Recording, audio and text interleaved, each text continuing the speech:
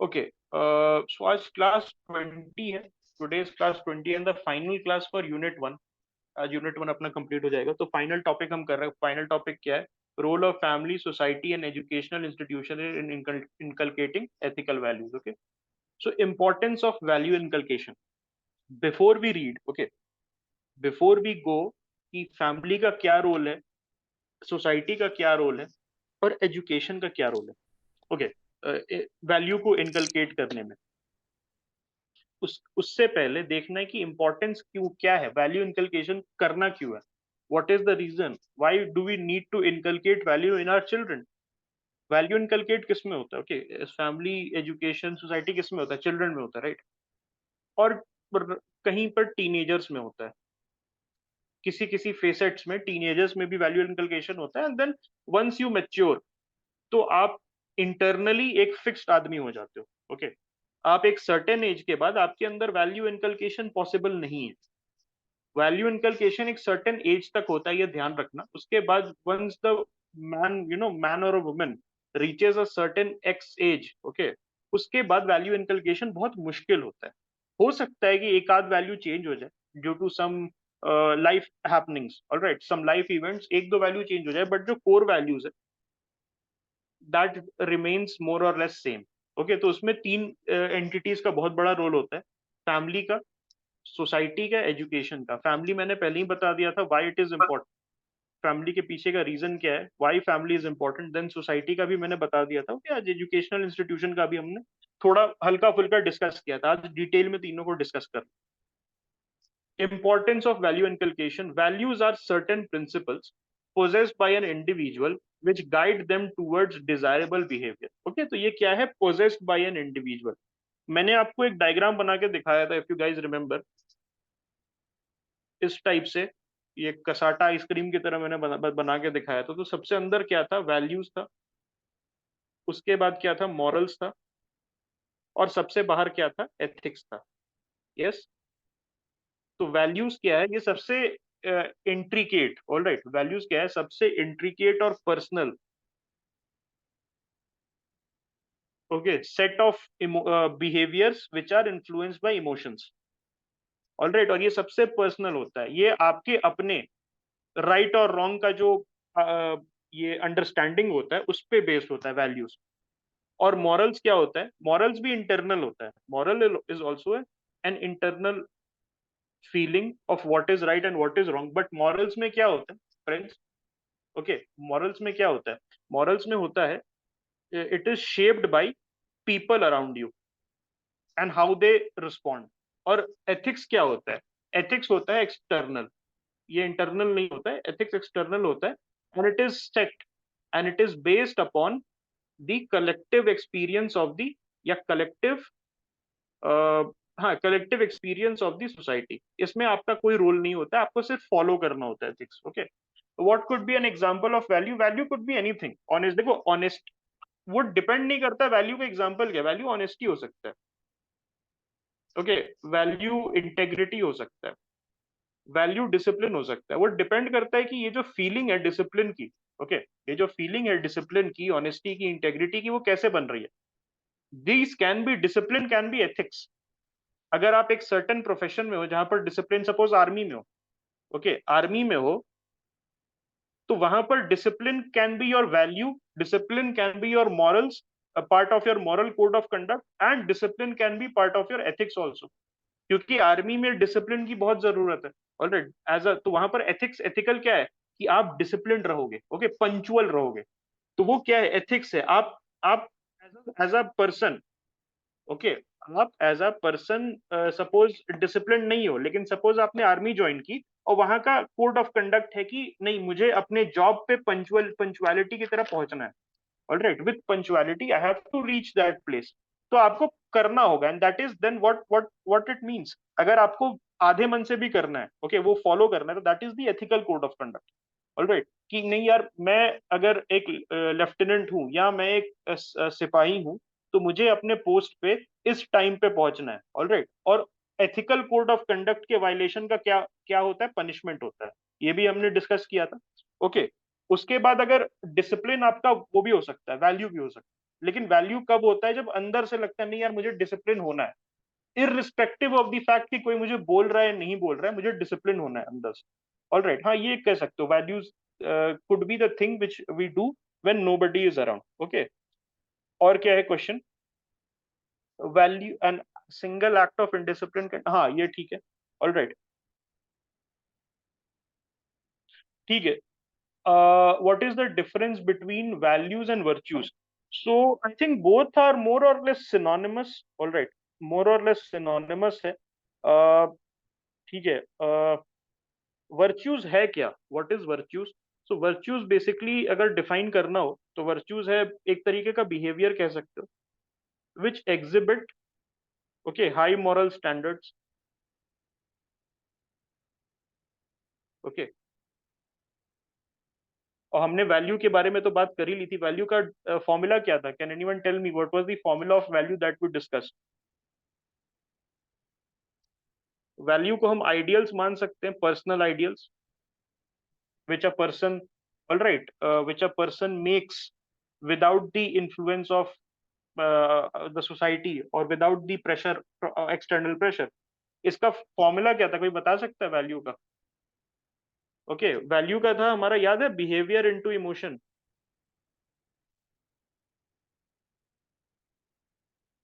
हमने ये किया था।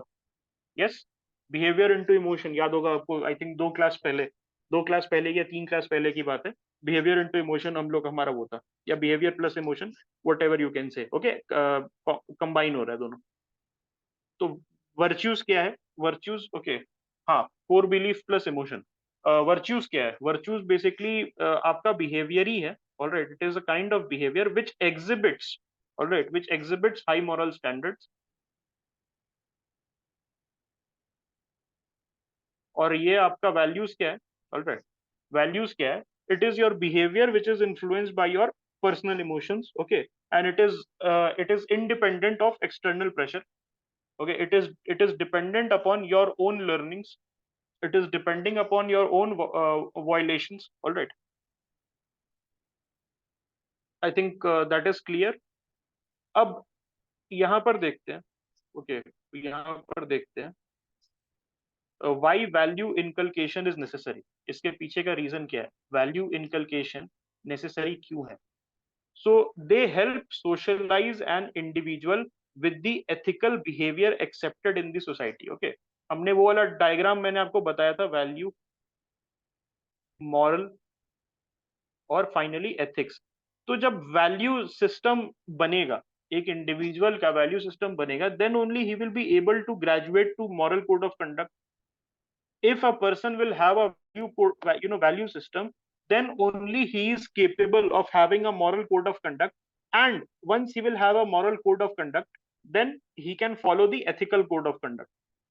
An ethical code of conduct, we have discussed why it is important, why we need to ऐसे individuals को, why we need to raise individuals who are capable of following ethical code of conduct। Okay, because it is antidote to what? Chaos। अगर सभी ethically follow कर रहे हैं rules को, अगर सारे लोग अपने अपने करियर्स में, अपने डेली लाइफ में, all right, the way they behave in society, if they are following the ethical code of conduct, so it is a perfect antidote to what? Chaos. Okay, order, it ushers in order. Order क्या करता है? Then development लाता है। Development क्या लाता है? Prosperity लाता है। प्रॉस्पेरिटी क्या लाता है? Ultimate human happiness. ओके, तो ये सब एक चेन की तरह बंधा हुआ है। ऑलराइट, हाँ, स्टेबिलिटी कह सकते हो, करेक्ट। तो अगर एक वैल्यू सिस्टम इनकलकेट हो रहा है किसी इंडिविजुअल में, किसी छोटे बच्चे में, ओके, किसी छोटे बच्चे में या किसी इंडिविजुअल में वैल्यू सिस्टम इनकलकेट हो रहा है, तो you have to understand this thing. Okay, you have to understand this thing, that then only, alright, then only he will be able to follow the ethical code of conduct, जो कि बाद में पता चलेगा उसको। Once he will go into the public life, तब उसको पता चलेगा अच्छा ऐसे ये होता है एथिकल कोड ऑफ कंडक्ट, ऐसे बिहेव करते हैं इस और प्रोफेशन में, ये एथिकल कोड ऑफ कंडक्ट है, and I can follow that easily. Okay, लेकिन किसी में वैल्यू सिस्टम करप्टेड होगा, सपोज किसी इंडिविजुअल में वैल्यू सिस्टम क्या है? करप्टेड होगा, तो देर is a very good possibility कि वो एथिकल कोड ऑफ कंडक्ट नहीं फॉलो कर सकता है। it goes against the basic nature. Okay, it goes against the basic nature of the person जिसका value system corrupt है. He will not have a solid moral code of conduct. Okay, he will not have a solid moral code of conduct. अब solid moral code of conduct नहीं होगा तो he will be having problem in following the ethical code of conduct. Okay, तो ये सब connected है. ये चीज आप याद रखना, ये सब connected है. Okay.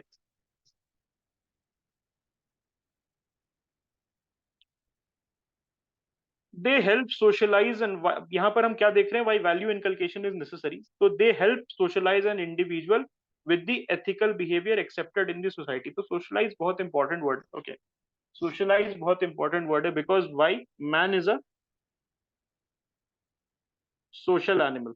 हम बोलते हैं man is a social animal. Okay, man interact करेगा. ऑल राइट, मैन बाहर जाएगा, इंटरैक्ट करेगा, तभी जाके सिविलाइजेशन बना.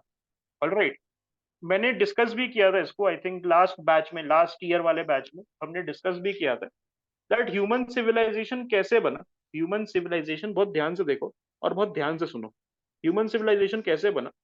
Okay okay. जो एंथ्रोपोलॉजी वाले उनको पता है कि पहले सैवेजरी था. ऑल राइट, फिर बार्बरिज्म आया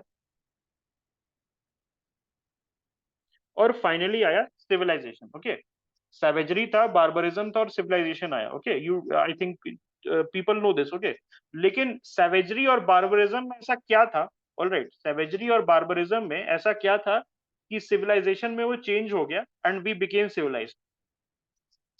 बार्बरिज्म और सैवेजरी में क्या लैकिंग था which was present in civilisation. Okay, can you tell me what is the answer? What, don't give me the answer of ये वाला, don't give me ये वाला. अरे एग्रीकल्चर मैं नहीं खोज रहा हूँ. ओके, एग्रीकल्चर तो है, ठीक है, एग्रीकल्चर है, मैरिज है, एवरीथिंग इज देयर.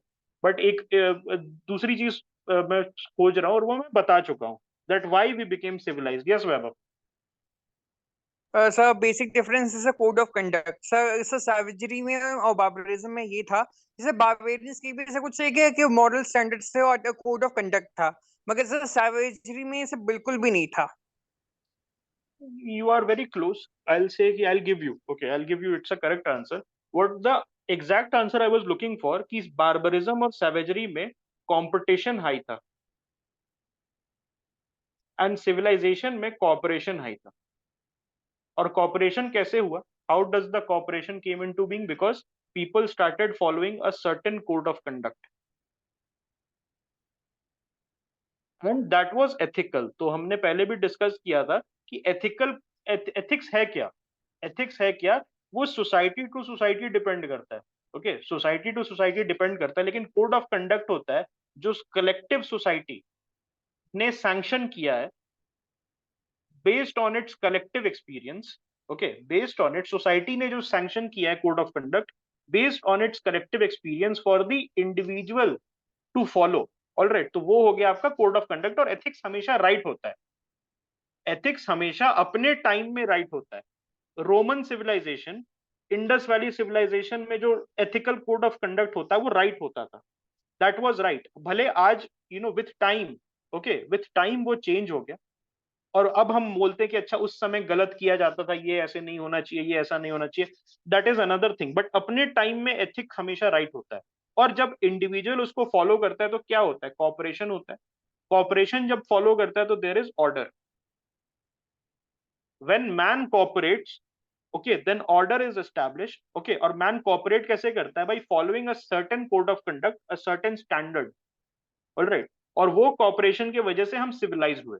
ओके, वो कॉपरेशन की वजह से हम सिविलाइज हुए. तो ये एथिक्स वाला पार्ट है. अगर आप एंथ्रोपोलॉजी में पढ़ोगे तो वहां पर द आंसर इज डिफरेंट. वहां मैरिज एंड एग्रीकल्चर के परव्यू से हम देखते हैं कि ओके, जब एग्रीकल्चर हुआ तो एक जगह सेटल डाउन हुए.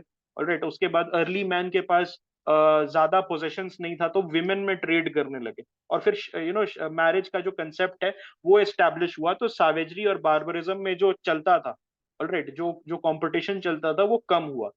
ओके, मोनोगमी या इस टाइप की चीजें जब स्टार्ट हुई, एक one mate for one mate ये वाला जो कंसेप्ट हुआ, तब जाके एक स्टेबिलिटी आई. तो वो स्टेबिलिटी कैसे आई कि हम कोऑपरेट करने लगे. उसके पहले नहीं तो सर फाड़ देते थे एक दूसरे का।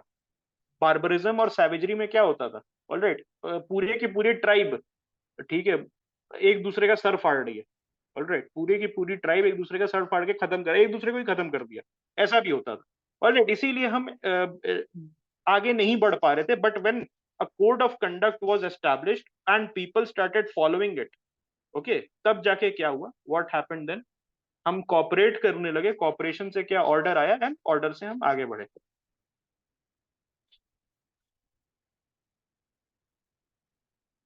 Okay, value inculcation help shape the personality of the individual. ये बहुत इंपॉर्टेंट है, जब वैल्यू आप डालते हो किसी इंडिविजुअल में, ओके, तो उसकी पर्सनालिटी बनती है। एंड पर्सनालिटी का मतलब ये नहीं है कि छाती चौड़ी, ऑलराइट, ये 6 फुट 1 इंच और ऐसे बाल स्लिक बैक, ये वाली पर्सनालिटी नहीं होती है।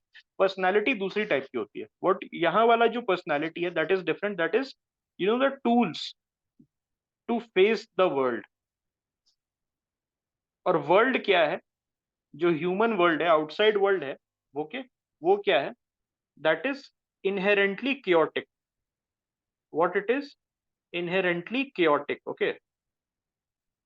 तो ये चीज आपको ध्यान रखना है कि पर्सनालिटी वही होती है, वैल्यू सिस्टम होता है, ओके। आप गए बाहर गए, सपोज आप कुछ काम करने गए, ओके, आपकी आपकी कहीं जॉब लगी, आपका वैल्यू सिस्टम बहुत स्ट्रांग है, ऑलराइट, आपको ब्राइब दिया गया, आपने बोला नहीं, I will not take, okay, और तुम लोगे तो फिर मैं तुम्हारे अगेंस्ट कंप्लेन करूंगा, तो that is the personality, okay, कि आपको पता है कि उस सिस्टम उस समय क्या करना है, ऑलराइट। पर्सनैलिटी का मतलब ये नहीं है कि योर कद काठी, योर स्टेचर। पर्सनालिटी का मतलब है knowing how to handle situation, how to handle social situations, okay। Anyways, आगे चलते, it helps in making ideal law abiding citizens. तो ये बहुत इंपॉर्टेंट है, वाई, बिकॉज जितना सोसाइटी कोऑपरेटिव होगी, जितना सोसाइटी कोऑपरेटिव होगी, ओके, जितना कम हम कंपटीशन करेंगे, कंपटीशन इज नेसेसरी, ओके, ऐसा नहीं है कि कंपटीशन एलिमिनेट करना है, because competition has led to human progress, but जितना कॉपरेशन करेंगे उतना स्टेबिलिटी आएगा, एंड स्टेबिलिटी जब आता है तो हेल्दी कंपटीशन बढ़ता है।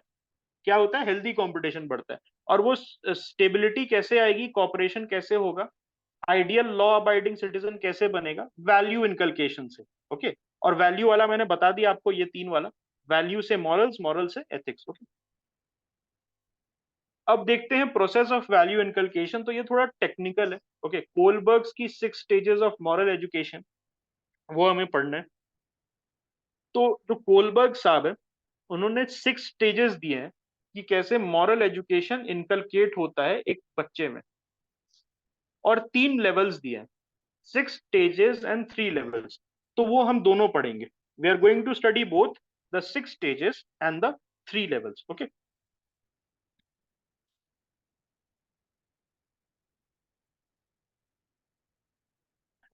सबसे पहला लेवल क्या है, ओबीडियंस, ओके। सबसे पहला लेवल, बच्चा जब पैदा होता है तो he is free, a kid is a free soul. तो सबसे पहले हम उसको ओबीडियंस सिखाते हैं, ओके। सबसे पहले क्या, हम उसको ओबीडियंस सिखाते हैं कि उधर मत जाओ, ये मत करो, ओके, वो मत करो, ऐसे मत बोलो, ठीक है, अंकल पे मत थूको, ओके, अंकल को बॉल मत मारो, ठीक है। Then reward and punishment, alright, reward and punishment, उसमें क्या है कि आप रिवॉर्ड रिवॉर्ड देते हो for good behaviour, for good conduct, okay. और यहां पर क्या है, पनिशमेंट क्या है, पनिशमेंट क्या है, फॉर बैड कंडक्ट। तो आप इन्फोर्स कर रहे हो, ओके, आप क्या कर रहे हो, इन्फोर्स कर रहे हो। अब यहां पर दूसरी भी चीज हो जाती है, अगर आपका reward and punishment system crooked है या ब्रोकन है, तब दिक्कत आ सकती है। वो वाली स्टोरी सुनी होगी आपने कि एक बच्चा पेन चोरी करके या पेंसिल चोरी करके जाता है बचपन में, तो उसकी मम्मी उसको कुछ नहीं बोलती, शाबाशी देती है। फिर वो थोड़ी और चोरी करने लगता है, थोड़ी और चोरी करने लगता है, फिर एक बहुत बड़ा चोर बन जाता है। एंड देन जब उसको मौत की सजा मिलती है, ओके, मौत की सजा या उम्र कैद ऐसे ही मिलता है। And his mother comes and she he says कि मम्मी तुम्हारे कान में कुछ बोलना है। एंड उसकी मम्मी जब कान बढ़ाती है तो उसके कान को काट लेता है। He bites his mother's ears, why, and he says कि ये तुम्हारी पनिशमेंट है बिकॉज तुमने मना नहीं किया मुझे। Okay, so that mother in that story जो भी हम बचपन में पढ़ते थे, तो उसमें क्या था, एक broken reward and punishment system था। वहां पर रिवॉर्ड गलत चीजों के लिए मिल रहा था उस बच्चे को, तो उससे क्या हुआ, ethical code of conduct follow नहीं कर पाया। मैंने आपको स्टार्टिंग में बताया था, अगर वैल्यू सिस्टम ब्रोकन होगा, अगर वैल्यू सिस्टम ब्रोकन होगा, जैसे वो स्टोरी में उस बच्चे का था, ऑलराइट, जैसे उस स्टोरी में वो बच्चे का था, ठीक है, तो वैल्यू सिस्टम ब्रोकन होगा तो he will have problem to follow the ethical code of conduct. Okay, अगर बचपन में आपका बच्चा चोरी करके लाए पेंसिल, पेन, रबर, उसको 2 चमाटे या 2 बेल्ट ना मारो, ठीक है, तो अब वो समझेगा कि ये तो सही चीज है। उसको नहीं पता है ना, the kid has no knowledge, the kid has no knowledge of what is right and what is wrong. It has to be enforced through a system of reward and punishment. Okay, आपका आपका बच्चा suppose किसी की help कर रहा है, तो आप उसको टॉफी दिला रहे हो, तो उसको लगेगा क्या कि यार ये तो टॉफी मिल रहा है ऐसे करने पे। He has no sense of what is right and what is wrong. ये चीज आपको ध्यान रखना है, that he has no sense of what is right and what is wrong. It is through this reward and punishment system that you enforce this notion of right and wrong। और obedience क्या है कि एक बच्चा जो है, he is born a free soul, वो कुछ भी करेगा। ओके, आप उसको मना नहीं करोगे ना कुछ करने, तो वो घर आएंगे अंकल वगैरह, तो जैसे होता है ना, आप कभी जाते हो किसी के घर जाते हो, आप बैठते हो, तो एक बच्चा छोटा सा आता है, वो मुक्का मारने लगता है। ओके, और उसके पेरेंट्स देख रहे होते हैं, हंस रहे होते हैं। बहुत बार ऐसा हुआ है। ओके, तो वो क्या होता है, the kid is a free soul, उसको उसको जो मन करेगा वो करेगा, and that obedience first has to be enforced. नहीं बच्चे, नहीं मारना। ओके, ठीक है, I don't know why this is very common, I have seen in many households. छोटा बच्चा रहता है, आगे मारने लगता है, मतलब भाई तुम, and you see the parents कि भाई इस बच्चे को तो मैं मार ही नहीं सकता, तो एक झापड़ भी नहीं लगा सकता, बिकॉज पेरेंट्स आर हेयर, वो पॉक्सो वॉक्सो सब लग जाएगा। देन मैं, यू फ्रीज कि करे क्या भाई, करे क्या। ओके, करे क्या, वो वाला है, उठ के जा भी नहीं सकते हैं, ये और वो बच्चा मुक्का मारे जा रहा है। Okay, I have been in this situation, वो मुक्का मारे जा रहा है, पेरेंट्स ना इधर देख भी नहीं रहे। ओके, यू आर सेइंग कि आंटी ये क्या है, लाइक, ठीक है, तो एनीवेज, तो वो ओबीडियंस नहीं सिखाया गया, and then there is a lack of a reward and punishment. ठीक है, there is a lack of a reward and punishment system. Then good boy phase. Okay, एक गुड बॉय फेज आता है when a good reward and punishment system is enforced. तो बच्चा क्या जाता है, गुड गुड बॉय फेज में जाता है। ओके, कि ओके मैं ये करूंगा, मैं घर आए मेहमान को मुक्का नहीं, पैर छूंगा उनके। Okay, I will touch the feet of the person who has come to my home, not hit him on the forehead. Okay, then the kid understands rules and regulations, उसको एक्सपोज किया जाता है रूल्स एंड रेगुलेशन में। तो this is the fourth stage of socialisation. जब एक बच्चा पैदा होता है तो थोड़ी सीख के आता है। ओके, बच्चा पैदा होता है थोड़ी सीख के आता है, क्या गलत है क्या सही, उसको नहीं पता रहता है। Okay, so this is the on the fourth stage. Okay, after he enters the good boy phase, he is then expose to the rules and regulations of the society. Okay, कि रोड के बीच में नहीं चलना है, road के side में चलना है, तो ही गुड बॉय फेज में सीखते जाता है, वो ये चीजें सीखते जाता है। ओके, तो कैसे मिडिल क्लास, ओके ऐसे समझो ना, मिडिल क्लास किड्स हैं। ओके, मिडिल क्लास जो किड्स हैं, वो हम लोग जैसे मिडिल क्लास किड्स हैं, तो हम बड़े गुड बॉय थे। ओके, तो हम सब सीख गए कि मेट्रो में लाइन में खड़े रहना है। ओके, अपनी बारी का इंतजार करना है, पेशेंस रखना है। ओके, ये सब चीजें। अब भाई किसी सपोज कोई बड़े दबंग का लड़का है, ओके, जो बचपन से यही देख रहा है कि मारपीट, खून खराबा, ऑलराइट, तो he has never enter the good boy phase. Okay, उसको रिवॉर्ड पनिशमेंट ब्रोकन था, this reward punishment for that guy was broken, तो वो बैड बॉय फेज में चला गया।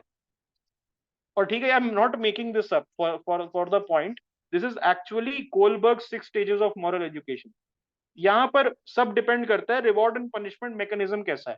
अगर अच्छा है तो वो गुड बॉय फेज में जाएगा, नहीं अच्छा है तो बैड बॉय फेज में जाएगा।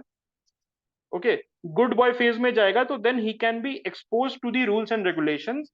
Okay, he can be expose to the social contract. Social contract क्या होता है, एक इंडिविजुअल और सोसाइटी के बीच में, एक इंडिविजुअल और स्टेट के बीच में जो कॉन्ट्रैक्ट होता है, वो सिखाना, वो बच्चा सीख जाएगा। ओके, देन इंटरनलाइज कर लेता है, ओके, वो इंटरनलाइज कर लेता है, फिर वो ओबीडियंट हो जाता है। तो एक वर्चुअस साइकिल हो जाता है। क्या होता है एक वर्चुअस साइकिल? समझ में आया virtuous cycle? Why it is a virtuous cycle? एक बार आपका बच्चा, आपने एक अच्छा reward and punishment system establish कर लिया घर पे, बिकॉज बच्चे को समझ नहीं है, ओके, उसके बाद वो गुड बॉय फेज में एंटर कर गया, then he can be expose to the rules and regulation, he can be expose to the social contract. कि अच्छा बच्चे, अगर आप आप लड़ाई नहीं करोगे, रोड पे जाओगे, अगर मैं आपको रोड पे अकेले भेज रहा हूँ तो आप किसी से लड़ाई नहीं करोगे, वो पत्थर किसी को नहीं मारोगे, okay, then you will internalise this कि अच्छा ठीक है, ये सोशल कॉन्ट्रैक्ट होता है, these are the rules and regulations, I will be rewarded and punish for my this particular behaviour, और फिर ओबीडियंस आ जाता है। तो एक वर्चुअस साइकिल है। अब मान लो कि reward and punishment cycle crooked है, रिवॉर्ड एंड क्रुकेड है, तो बैड बॉय हो गए, ओके। तो ये गुड बॉय जो था वो रूल्स एंड रेगुलेशन समझ गया, सोशल कॉन्ट्रैक्ट समझ गया, इंटरनलाइज समझ गया, ओबीडियंस समझ गया। अब ये जो बैड बॉय फेज है, suppose reward and punishment, it is crooked, reward and punishment it is crude, ये बैड बॉय में, तो अब ये क्या करेगा? ये चार लॉन्डो को बैठा के फॉर्च्यूनर में बैठ जाएगा और टोल प्लाजा पे मारपीट करेगा, ओके। सो ये बैड बॉय फेज, इसको नहीं समझ आ रहा है कि रूल्स एंड रेगुलेशंस क्या है, सोशल कॉन्ट्रैक्ट क्या है, okay, he will not internalise, okay, he will not internalise, he will not be obedient, okay, ठीक है। So this is the thing, okay, this is the thing that you have to keep in mind when we are talking about Kohlberg's 6 stages of moral education। ठीक है, तो ये चीज आप लिख सकते हो, this will actually fetch you good marks. But problem इसमें एक चीज आती है, ध्यान से सुनना, इसको ना बेमतलब का प्लेस मत करना। This is the problem that I have seen in a lot of papers, in a lot of papers I have seen this problem, that suppose कोई अच्छा पॉइंट आपने नोट्स में लिखा, आपने यार ये बहुत अच्छा पॉइंट है, तो उसको जबरदस्ती घुसाने का, कंटेक्स्ट है नहीं, तो जबरदस्ती घुसाने की जरूरत नहीं है। What you can do, what you can do is that कि अगर सही में पूछा यूपीएससी, ऑलराइट, तब जाके आप लिखो, then it will fetch you good marks. अगर नहीं पूछा है फिर भी आप उसको घुसा रहे हो, और कॉन्टेक्स्ट, आप उस कॉन्टेक्स्ट को ही नहीं एड्रेस कर पा रहे हो, क्योंकि लैक ऑफ स्पेस, आपने तो इस चीज को दे दिया अच्छे, सो कॉल्ड अच्छे पॉइंट, तो वहां पर एग्जामिनर क्या है, ऑलराइट, एग्जामिनर क्या है, ही विल बिकम एजिटेटेड कि नहीं यार, ये तो पूछा नहीं था, चलो ठीक है अच्छी चीज लिखी है इसमें, लेकिन पूछा नहीं था मैंने, ऑलराइट। और मैंने पहले ही बताया था, context is the king and content comes later, context पहले आता है, कंटेंट बाद में। Kohlberg's also talk about 3 levels to inculcate value, okay, ये भी लिख सकते हो आप, बहुत अच्छा पॉइंट है।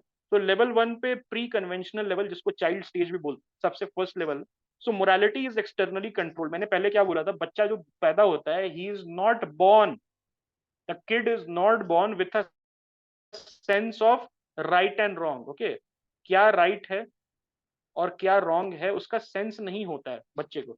The kid does not have the sense of right and wrong, तो जो उसकी मोरालिटी है वो एक्सटर्नली कंट्रोल होती है, ओके, वो क्या होती है, एक्सटर्नली कंट्रोल होती है।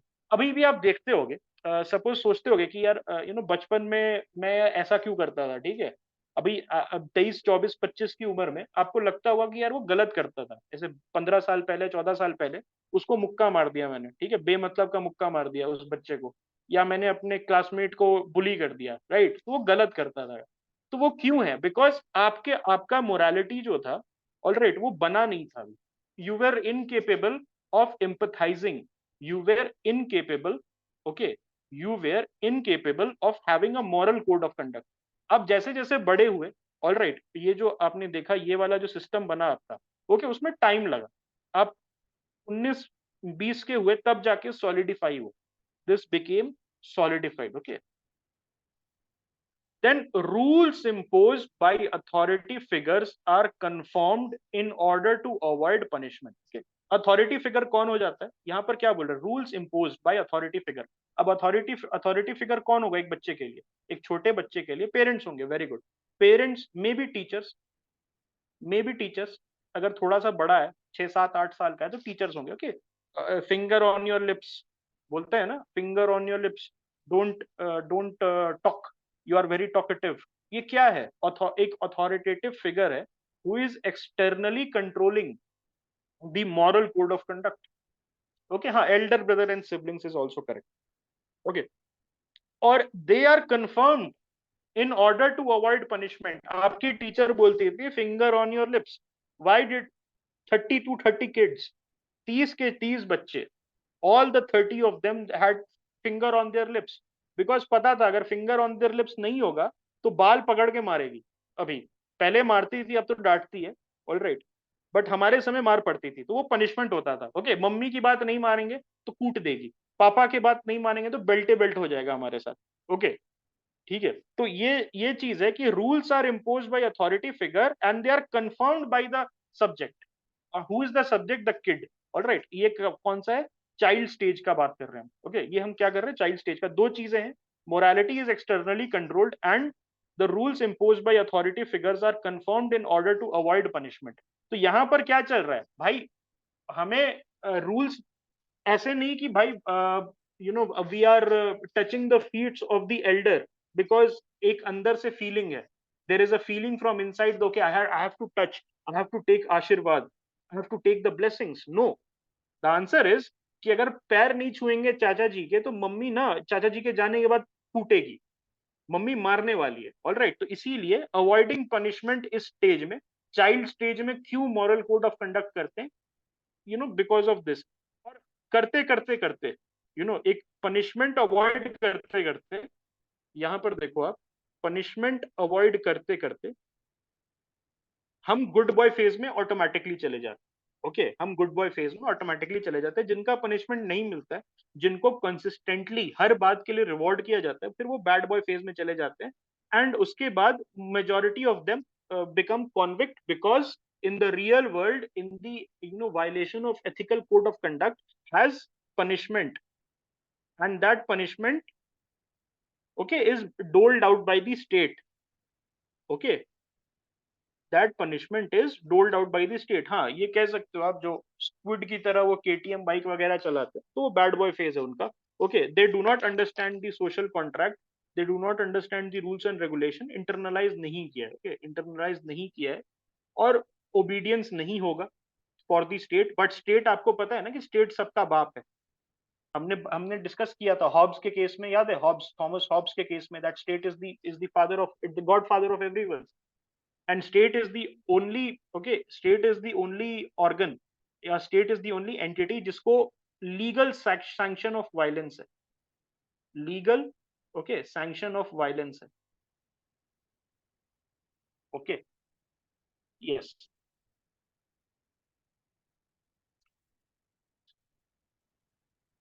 सो ये अपना लेवल 1 हो गया। लेवल 2 में हम आ जाते हैं कन्वेंशनल या टीनेज लेवल पे। अब हम बच्चे थे, ठीक है, हम गुड बॉय फेज में थे, हम बड़े बड़े हो गए, 12-13 साल के हो गए, we have entered our teens.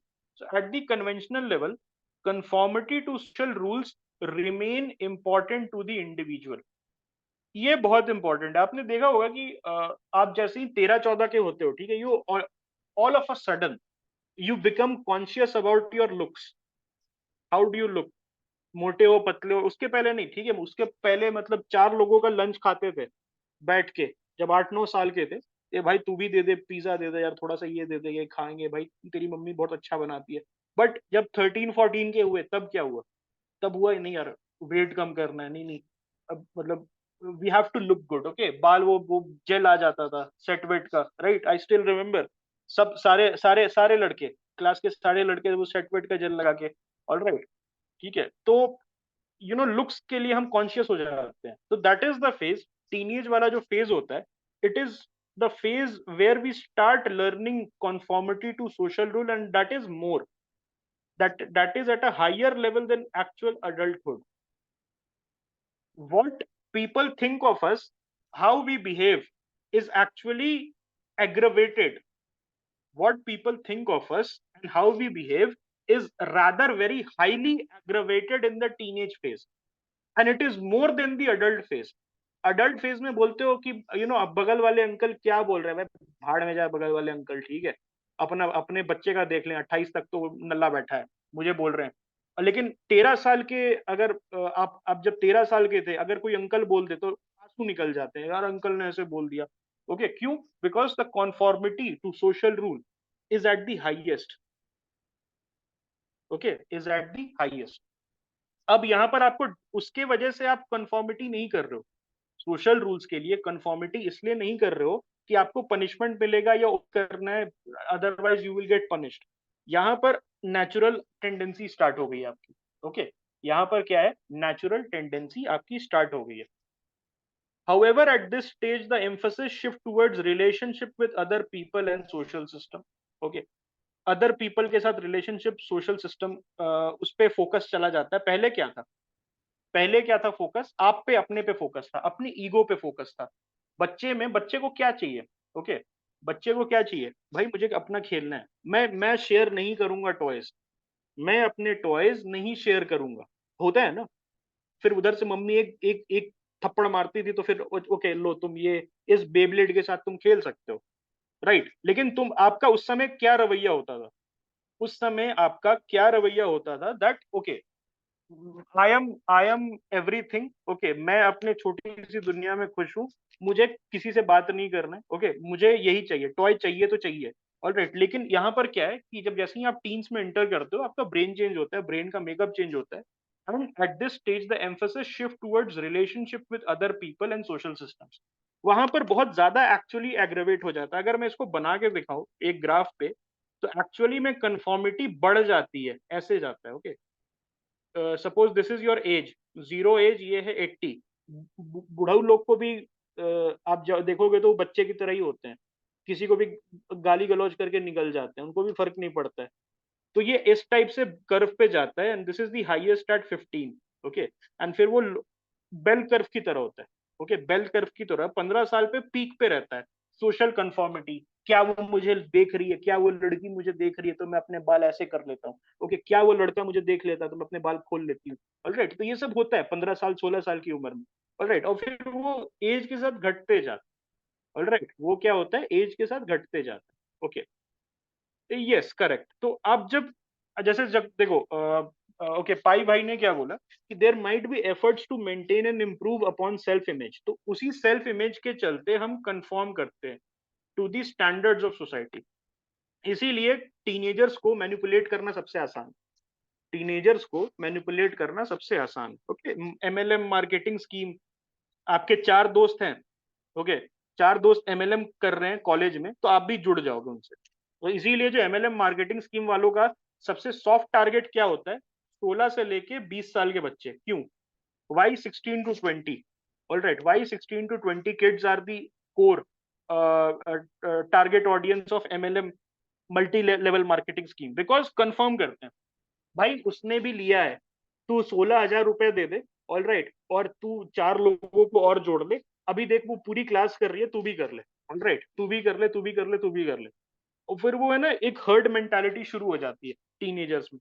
तो ये आपको सीखना है।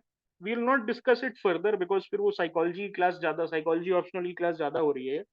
Anyways, the individual strives to support rules that are set forth by others such as parents, peers, government in order to win their approval.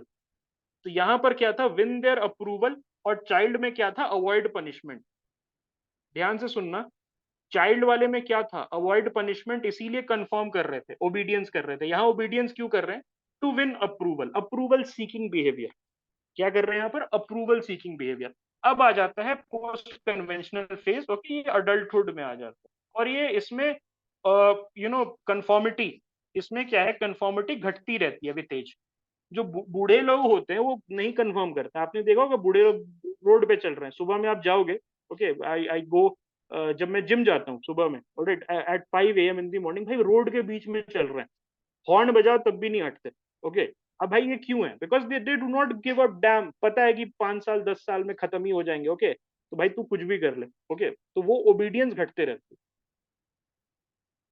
At this level, individual moves beyond the perspective of his or her own society. अब आपको उतना, आप there are some set perspectives, teenage phase से निकलते हो adulthood में जाते हो तो कुछ सेट पर्सपेक्टिव्स हो जाते हैं, ओके, मुझे ऐसे ही करना है, मुझे वैसे करना है, मुझे ऐसे करना है। बट अब क्या है कि अब आपका जो सेट पर्सपेक्टिव है उस पे एक्सटर्नल प्रेशर उतना काम नहीं करता है, ओके, उस पे आपका एक्सटर्नल प्रेशर उतना काम नहीं करता। अगर आपको बोल दिया कि ठीक है मेरे पास ये गाड़ी है, मेरे पास वो गाड़ी है, तो थोड़ा बहुत आप विचलित हो गए कि अरे हाँ यार उसके पास तो वो गाड़ी है, बट फिर आप अपने काम में लग जाओगे। लेकिन as a teenager, as a teenager आपको बोल दिया किसी आपके दोस्त ने कि भाई मेरे पास ना तो ये वाली फुटबॉल शूज है, तो भाई मतलब एक एक महीने तक रोगे, पापा दिला दो, पापा दिला दो, पापा दिला दो। भाई because you have to confirm to the social, okay, to the social norms, you have to confirm to the social norms कि भाई पूरे क्लास के पास नाइकी की शूज है तो मुझे भी चाहिए।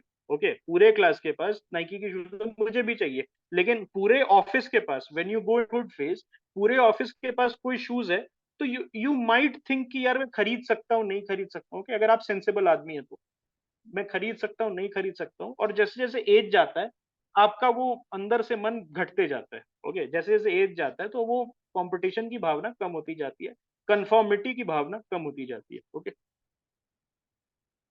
morality at this stage is defined in terms of abstract principle and values। आप अपनी मोरालिटी डिसाइड करने लगते हो, इस समय क्या गलत है क्या सही आप अपने से डिसाइड करने लगते हो। टीनेज फेज में आप 100% सोसाइटी के बेसिस पे डिसाइड करते हो। सोसाइटी अगर बोले कि ये करना सही है तो आप उसको सही मान लोगे, लेकिन एडल्टहुड फेज में आप बोलते हो नहीं यार ये सही नहीं है। ओके, ये जो हो रहा है वो सही नहीं होता है। इसीलिए आप देखोगे तो ट्विटर का एग्जांपल देता हूं तो most of the radical people, okay, most of the radical people आपको कौन मिलेगा, they are the teenagers। और जैसे जैसे जो लोग बड़े होते हैं, ओके, जैसे जैसे लोग बड़े होते हैं तो उनका जो व्यूज है वो मेलो होते जाता है। नहीं ठीक है, मतलब हिंदू मुस्लिम नहीं करना चाहिए, या हिंदू भी अच्छे से रहे, मुस्लिम भी अच्छे से रहे, सिख भी अच्छे से रहे, तो ये अंकल लोग ज्यादा बोलने लगते हैं।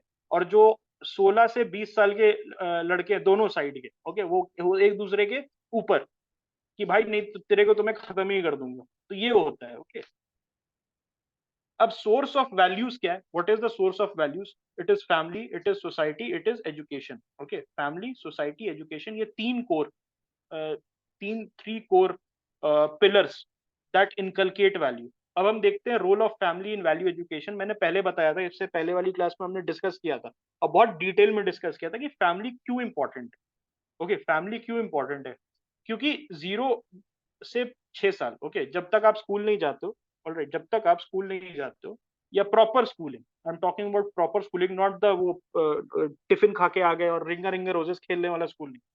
तो 0 to 6 में, ओके, तो 0 to 6 में जब आप जाते हो, ऑलराइट, 0 to 6 में जब आप ये जो फेज होता है that is the most crucial phase for the brains development.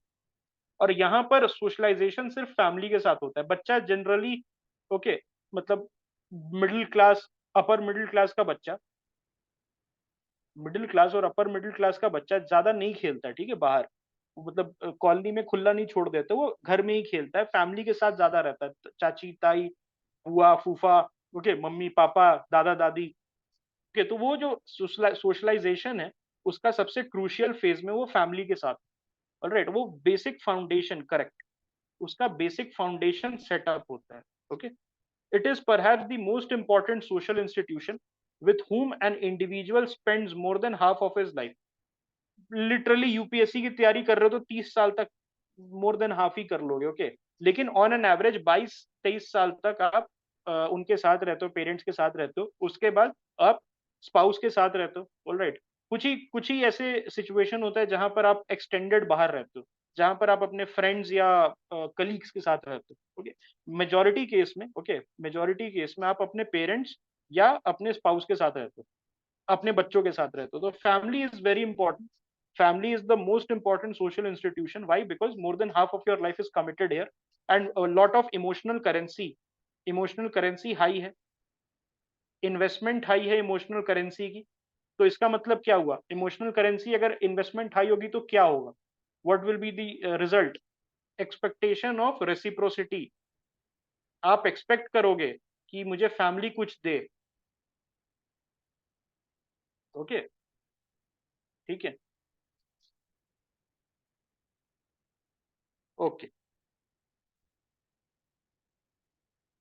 with whom an individual spends, ये मैंने बता दिया आपको। during the formative year of an individual's life his or her behavior get its shape from family value।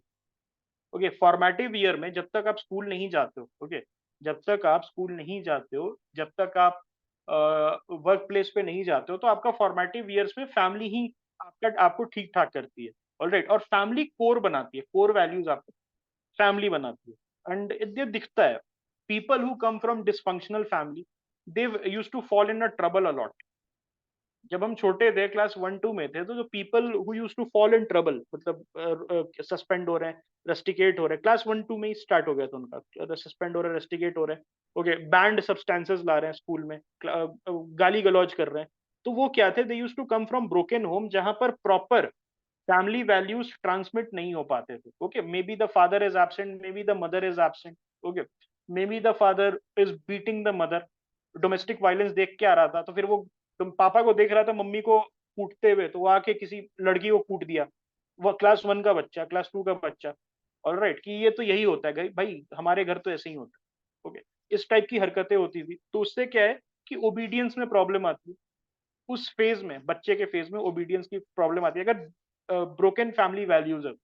Okay, how family imparts value, all right, how family imparts value, parents serving as role model, parent role model की तरह करते हैं, मेरे पापा तो ऐसा करते हैं, ओके, मेरे पापा सुबह 4 बजे उठते हैं, तो मैं भी सुबह 4 बजे अब उठने लगा हूँ।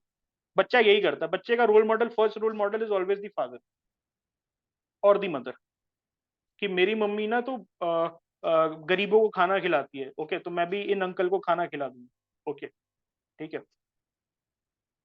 इट्स अ जॉइंट फैमिली, आप देख लो, जॉइंट फैमिली का यूनिक इंडियन कंसेप्ट है, ओके, यूनिक इंडियन कंसेप्ट है। It teaches about values like tolerance, cooperation, empathy, sacrifice, care.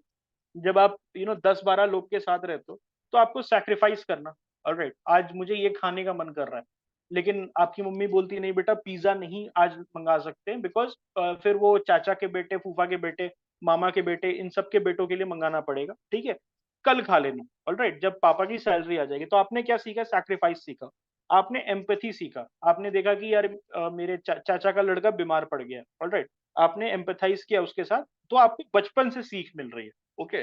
Then corporation, आप कॉपरेट कर रहे हो, अगर किसी के वजह से फैमिली पीछे जा रही है, तो आप उसके साथ कॉपरेट कर रहे हो कि नहीं भाई तू रुक जा, ठीक है, तू तू ठीक हो जा, उसके बाद हम आगे बढ़ेंगे। टॉलरेंस सीख रहे हो, आपको बहुत गुस्सा आ गया अपने चाचा जी पे, चाचा जी ने दो दो दो चपेट मार दिया, आपको बहुत गुस्सा आ गया, लेकिन आपने कुछ नहीं बोला, क्योंकि चाचा जी, आपने क्या सीखा, टॉलरेंस सीखा, ओके। इसका एक toxic, there is a toxic side to the joint family system as well, इसीलिए इट इज ब्रोकन। आज की डेट में joint family system is getting broken, एक टॉक्सिक साइड भी है, क्योंकि विमेन के लिए इट इज स्पेशली, विमेन के लिए it's not a very good setting. Specially आपने देखा होगा, अगर आप जॉइंट फैमिली में रहती हो, तो आपकी मदर, या अगर छोटी बहू है, if she is the younger daughter in law, तो ऐसा स्टीरियोटाइप है, ओके, ऐसा स्टीरियोटाइप है कि she is oppressed by her by her mother-in-law and the elder daughter-in-law. Okay, हाँ, there is no personal space as well. I have some friends जो joint family में रहते हैं, and they say कि यार मतलब बहुत दिक्कत है, that आप कुछ कर नहीं सकते हो, ओके, आप ऐसा कुछ किसी से बात कर रहे हो तो पीछे पीछे लग जाते हैं 5 लोग, ओके, बॉयफ्रेंड से बात कर रहे हो, गर्लफ्रेंड से बात कर रहे हो, तो 5 लोग पीछे लग गए, हु कौन है भाई, हमें भी बताओ। एनीवेज, अब हम देखते हैं family and observational learning, okay. Children keenly observe the happenings with in the house. Papa mummy को मार रहे हैं, ठीक है, तो बच्चा क्या सीखेगा, it is okay to hit the women, okay, it is okay to hit your wife. आपकी सपोज फादर ड्रंक है, the father is a drunk, और तो वो आप क्या सीखोगे, it is okay to drink and be irresponsible. तो वो कीनली ऑब्जर्व करता है, आपके फादर गाली गलौज कर रहे हैं, मदर गाली गलौज कर रही है, तो आप क्या कर रहे हो, आप ऑब्जर्व कर रहे हो कि हाँ यार ये ठीक है, ये बातें करना, ये गंदी गंदी बातें करना, it is perfectly fine, okay. whatever, okay, the behavior they see, they intend to accept as normal behavior to be replicated in public life। ये बहुत इंपॉर्टेंट है, ओके, ये बहुत इंपॉर्टेंट है। अंदर जो देखो देखेगा बच्चा, वो बाहर जाके करेगा, बिकॉज हमने स्टार्टिंग में एस्टेब्लिश कर लिया था कि बच्चे को समझ नहीं होती, the kid does not have his own set of thought process to think for a moral code of conduct। जो घर पे देखेगा वही बाहर करेगा। And this has happened actually, this what used to happen was this, there was this guy in back in class 1 and 2, वो क्या करता था, लड़कियों को थप्पड़ मार देता था क्लास में, and then the small girls, they started used to cry, they used to cry, and उससे फिर बहुत प्यार से पूछा कि आप क्यों मारते हो? तो बोले पापा पापा मम्मी को ऐसे ही सोचते हैं। तो मतलब उसको घर पे देख रहा था क्लास 1 का बच्चा and he used to do the same in class. तो एक्चुअली में ये this is a valid point that I have personally alright I have personally seen. So this is a basic process of attitude formation as well. All right, this is a basic process of attitude formation as well. Family serves as a permanent source of ethics and values and also the first place for creating trust. ये आपका safe space होता है। Family क्या होता है, आपका घर क्या होता है, सेफ स्पेस होता है। It is also the first place for creating trust. अगर ब्रोकन फैमिलीज है तो your society as a whole will be a low trust society. अगर आपका ब्रोकन फैमिली है तो लो ट्रस्ट सोसाइटी होगा। अगर आपने देखा होगा तो लोअर क्लास और higher class they are not very trusting of each other. मतलब higher class and lower class, within the lower class and higher class उतना ट्रस्ट नहीं होता है। ऑलराइट, उतना ट्रस्ट क्यों नहीं होता है? Because broken families are higher. Middle class में मिडिल क्लास में ज्यादा टेंडेंसी होती है कॉपरेट करने की। आप क्यों कॉपरेटिव हो? आप इतने क्यों कॉपरेटिव हो? अभी 17 लोग यहाँ बैठे हैं, 16 लोग बैठे हैं, जो भी है। तो आप एक साथ माइक, अभी माइक ऑन करने का ऑप्शन है। ऑलराइट, माइक ऑन करने का ऑप्शन है। वैसे मैं ऑफ कर देता हूँ, I am not going to give you any ideas. अगर माइक ऑन करने का ऑप्शन है, आपने अभी तक ऑन करके अब्यूज करना या हूट करना क्यों नहीं स्टार्ट कर दिया? Because you all are from the middle class. आप क्या है, मिडिल क्लास से। You all people are from the middle class और आपको, आपने बचपन से देखा है कॉपरेशन। आपने पेरेंट्स को देखा है कॉपरेट करते हुए। आपके फादर लाइन में खड़े थे, ओके आपके फादर लाइन में खड़े थे, चुपचाप लाइन में खड़े थे, and then he waited for his turn. आपके दिमाग में आया नहीं, ये बंदा मेरा रोल मॉडल है and he standing patiently in line. Okay, he is standing patiently in line. Alright, और आप आपने फिर वही चीजों को जब आप बड़े हुए तो इंटरनलाइज कर ली। ऑलराइट, आप क्या है, इंटरनलाइज कर लिया, ठीक है। तो ये चीज हायर क्लास और लोअर क्लास में नहीं है। हायर क्लास में क्या है, डिसफंक्शनल फैमिली है। ओके वहां पर generally the mother is busy in being a socialite and the father is stereotype है ऑल्दो, बट ऐसा होता है। The father is busy in some other places in his business और some other places and the mother is busy being a socialite. तो बच्चा है, trust नहीं कर पाता है। The kid is grown with a nanny. Alright, और फिर उसको वो पर्टिकुलर रोल मॉडल नहीं मिल पाता है जिसका वो बिहेवियर देख के, ओके जिसका वो बिहेवियर देख के आगे बढ़ पाए। Family serves as a permanent source of ethics and value. Permanent क्यों है? जो फैमिली का एथिक्स एंड वैल्यूज निकलता है वो स्टिक हो जाता है। फैमिली का जो एथिक्स एंड वैल्यू है वो परमानेंट होता है, वो स्टिक हो जाता है। Okay, and also it is the first place for creating trust. ये क्या है, ट्रस्ट जो सबसे पहले बच्चा करता है वो अपने फैमिली मेंबर्स पे करता है। ओके, पापा हैं तो मुझे कुछ नहीं होगा, मम्मी है तो मुझे कुछ नहीं होगा, दादाजी हैं तो कुछ नहीं होगा, दादी हैं तो कुछ नहीं होगा, दादी बचा लेंगी, ओके या पापा बचा लेंगे, ऐसा होता है। पोटेंशियल इश्यूज क्या क्या है? Value system inculcation through family, उसमें पोटेंशियल इश्यूज क्या क्या है? Outsourcing of parental care due to modern lifestyle. ये GS1 का एक्चुअली क्वेश्चन हो सकता है। आपने देखा आजकल क्या है, you know in all the economies, I am not talking about particular Indian, US कोई भी इकोनॉमीज है, यूएस में तो और घटिया चीज है। यूएस में they are asking women to freeze their eggs. तो ये देखना पड़ेगा आपको इंडियन सोसाइटी में। It's a valid point, okay freeze their eggs. आप 30 में फ्रीज कर लो। If you are in certain companies, specially in the FAANG company, Meta में तो है ये, that I can say guarantee, say for a guarantee. आप अपने एग्स फ्रीज कर लो because at the 30 years of age आपके एग्स, एज अ वुमेन आपके एग्स फर्टाइल होते हैं, मतलब हायर चांसेस ऑफ फर्टिलिटी होता है। You freeze your eggs, okay उसके बाद जब आप हायर एग्जीक्यूटिव पोजीशन में चले जाओ तो मे बी 45 पे उसको अनफ्रीज करा के and you can in in in vitro fertilisation करके आप बेबी कर सकते हो। Okay, so this is a very evil thing to do, और ये मॉडर्न लाइफस्टाइल का एक एक ड्रॉबैक है। इंडिया में भी वही होता है। इंडिया में भी वही होता है। क्या होता है that a lady, she is a high flying executive, okay maybe vice president है, maybe ठीक है, and her biological clock is ticking, okay biological clock is ticking, she is nearing 34 35। तो she goes for a kid, okay she goes for a kid, पैसा होता है, double income है, drink, okay double income, one kid Dick होता है, डीक, एक डीक होता है, एक डिंक होता है। डबल इनकम नो किड और double income single kid. Okay, DISK, okay, DINK DISK, okay, ये दोनों होता है। ऑल राइट, ठीक है, तो डिंक और डिस्क। तो हाँ, बायो एथिक्स का ये एक्चुअली एक फ्रीजिंग ऑफ एग्स, ये बायो एथिक्स में आप डाल सकते हो पॉइंट।